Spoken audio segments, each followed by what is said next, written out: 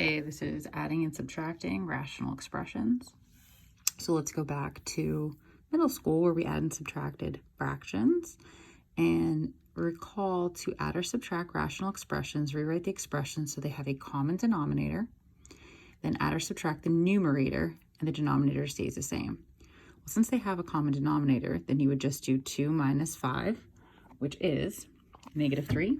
And then your answer would be -3 over 3, which can reduce to -1. Example 1, you're going to do the same thing. They have the same denominator, so you just add the numerator, and you're done. Part B, same denominator, but be careful. You're going to subtract both terms. You have to distribute the negative, and you will get this. But is 3x minus 12 factorable? It is. And then simplify these to get a 3. You add these two together, you need a common denominator. Well, 4 can go into 8. So this one stays the same. You replace 4 with an 8. How do you get from 4 to 8? You multiply by 2. So it's 2 8s plus 3 8s, which is 5 8s. You've done this before, so apply the same concept to number 3. Or I'm sorry, we're going to apply these concepts further down. Number 3, they don't have the same denominator. They're both different. They can't go into each other, so multiply them together to get 40 and 40. How do you get from 5 to 40? Multiply by 8, so that's what you do to the top. How do you get from 8 to 40? You multiply by 5, so that's what you do to the top, which is the numerator. You combine the numerators, and it's -11 over 40. So we're going to apply these concepts for this section of the chapter when these aren't the same.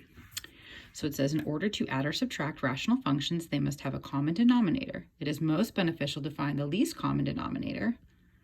Okay, so like here, we didn't have to pick 8. We could have picked 64, and that wouldn't have been the least because we'd have to reduce later. So in order to find the least common denominator, simply find the least common multiple of the denominators. Here, I'm going to break down the denominator. So we have x over x plus 6 minus 72 over x plus 6, x minus 6. This can go into this, just like 4 could go into 8. So you rewrite the denominators for what you want. You want these denominators. This doesn't change, but how'd you get from here to here?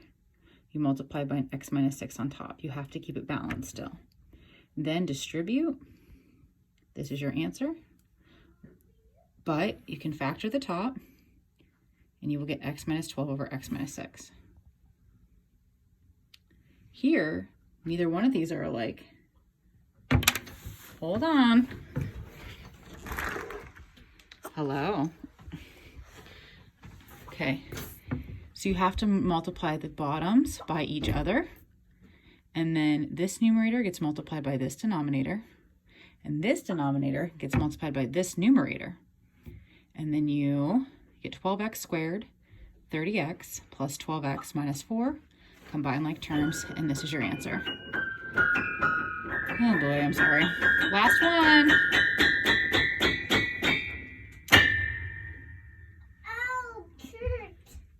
Okay, factor the denominator, cancels to 1 over x minus 1. Factor this, and you can see this denominator goes into this. This will be their common denominator. So I have to multiply the numerator by x minus 1. X minus x leaves you with a -1 over x minus 1 squared. That's your answer. This is extra credit. If you want to pause it and try to look at it. If you can follow it, great. If you can't, fine. My life is chaos. I apologize.